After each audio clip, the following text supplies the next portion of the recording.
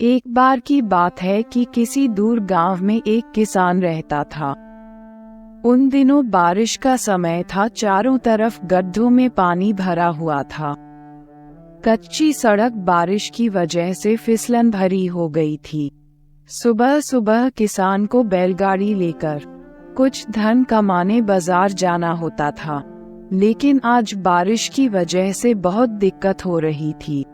फिर भी किसान धीरे धीरे सावधानी पूर्वक बैलगाड़ी लेकर बाजार की ओर जा रहा था। अचानक रास्ते में एक गड्ढा आया और बैलगाड़ी का पहिया गड्ढे में फंस गया। कीचड़ भरे गड्ढे से निकलना काफी मुश्किल था। बैल ने भी अपनी पूरी ताकत लगाई, लेकिन सफलता नहीं मिली। अब तो किसान बुरी तरह परेशान हो उठा। उसने चारों तरफ नजर घुमाए, लेकिन खराब मौसम में दूर दूर तक कोई नजर नहीं आया।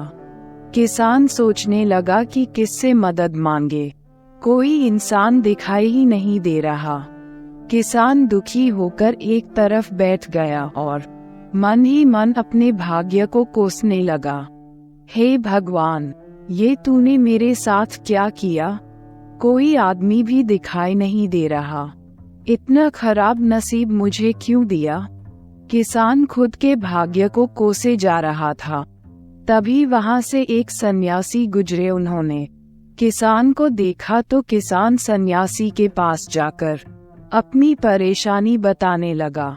मैं सुबह से यहाँ बैठा हूँ, मेरी गाड़ी फंस गई है और मेरा नसीब भी इतना खराब है कि कोई मेरी मदद करने भी नहीं आया।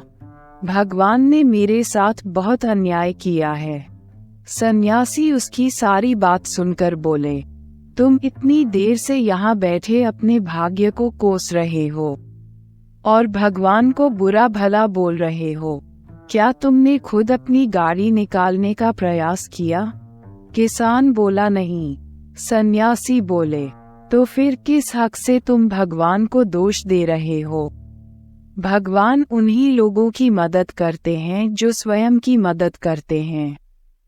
अब किसान के बात समझ में आ गई। उसने तुरंत पहिया निकालने का प्रयास किया और वो सफल भी हुआ। ज्यादातर लोग उस किसान की ही तरह हैं, जो खुद कुछ नहीं करना चाहते और हमेशा अपने भाग्य और दूसरे लोगों को कोसते रहते हैं।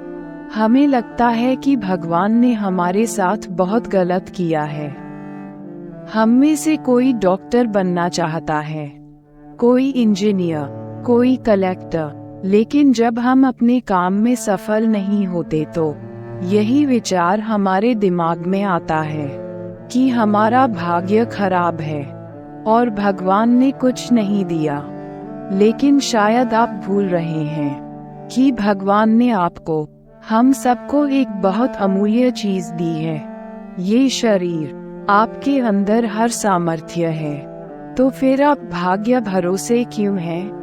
भगवान भी उन्हीं लोगों की मदद करते हैं जो खुद की मदद करते हैं। किसी महान पुरुष का एक दोहा है, विद्या धन उद्यम बिना कहूँ जो पावे कौन, बिना डुलाए ना मिले जीव पंखा की पौन। मतलब बिना कार्य किए आप कुछ नहीं पा सकते। जैसे आपके सामने पंखा रखा हो, लेकिन वो जब तक आपको हवा नहीं देगा, जब तक उसे अपने हाथ से झलेंगे नहीं। आप खुद की मदद करिए, तभी भगवान भी आपकी मदद करेंगे। तो आओ आज मिलकर एक साथ शपथ लेते हैं कि कभी अपने भाग्य को नहीं कोसेंगे और स्वयं ही अपने कर्णधार बनेंगे।